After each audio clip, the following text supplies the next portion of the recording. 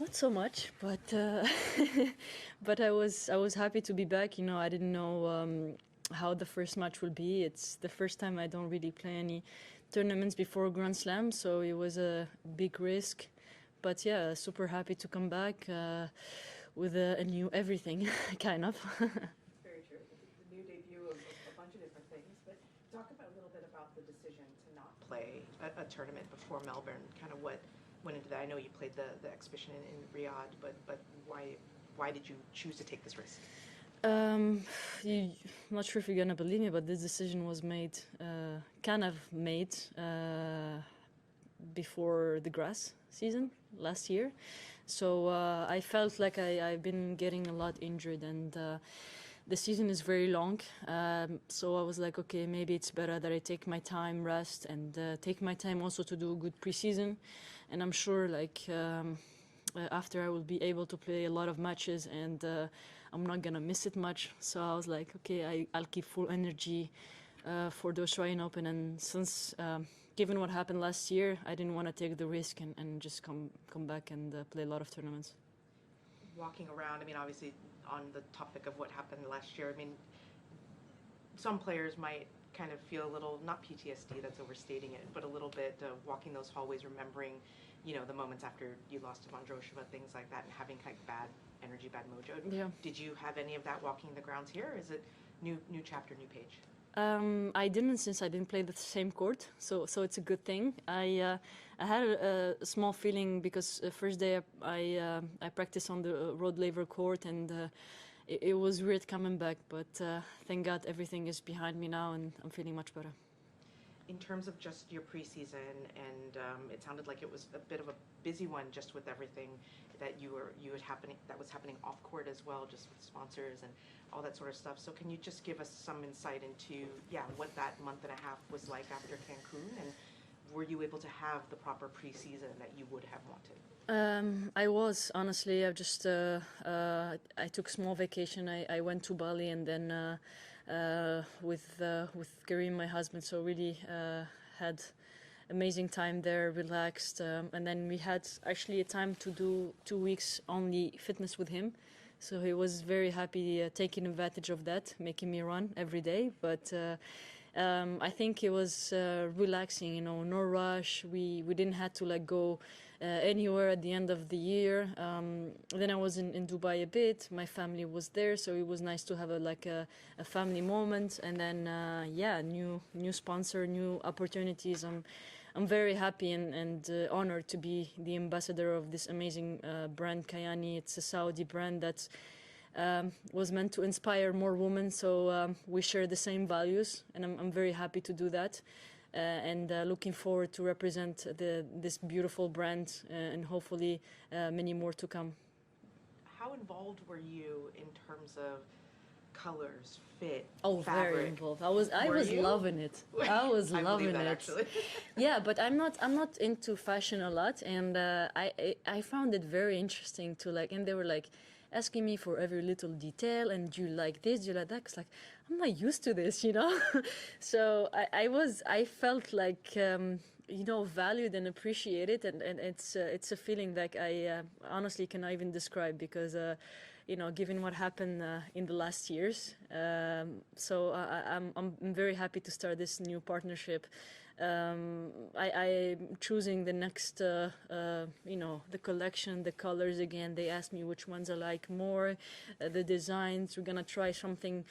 Like today, you know, I entered with a like Batman. They called me. I heard they called me Batman. So it's good. The vibes are good, and I felt like maybe Serena a little bit, you know, style.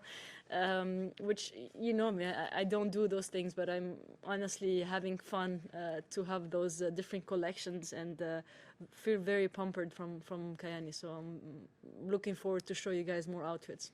We said also that it was a Serena-esque jacket. She was, you know, copying me a little bit. In the design aspect of things, are there things where you suggested, oh, I'd like this, and they're like, as obviously a fashion expert, they were like, yeah, no, we can't do that, or you don't want that, and vice versa, where they were like, oh, we'd love to do this, and you're like, as an athlete, that's not going to work. Listen, I'm very open, you know. I was like, you know, they even hired a personal stylist for me, which I felt like, whoa. I fired my sister, you know, because she was supposed to be the one taking care of that. But I was like, yeah, she can keep the job if she brings the kids, you know.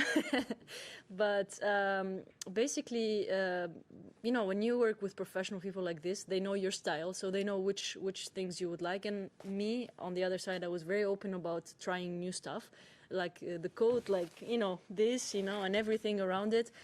And it's a perfect match, and they have you know, the sports wear that already ready, and I'm designing my own collection of tennis because I'm the only tennis player they have, and looking forward to do more for sure.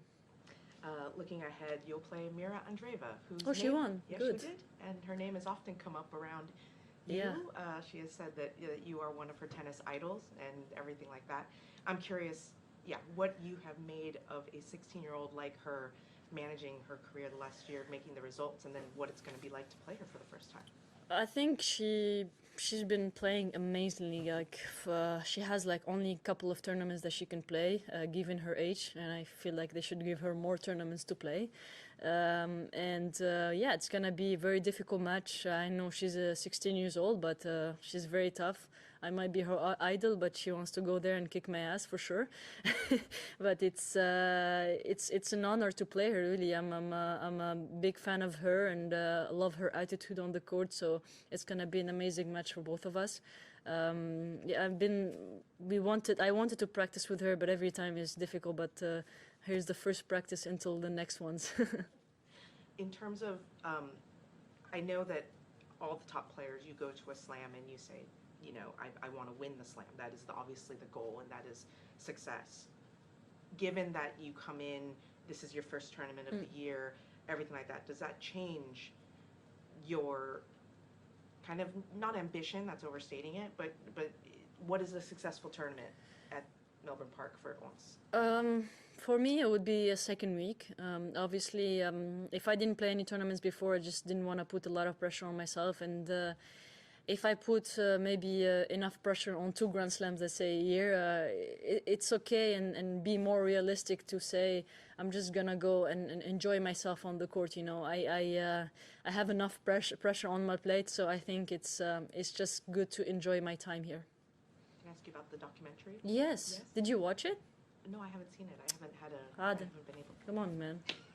Just Snooze send it. her. I don't know. But Courtney, I got you. I haven't seen it. I have read articles, very good articles, from people who have watched it. But I'm curious what the mindset was in terms of being as open as you were in the documentary, and sharing with the world, you know, about your disappointment after Wimbledon, what it meant, you know, what happened here in Melbourne as well. Yeah. Just, you know, opening up about all that.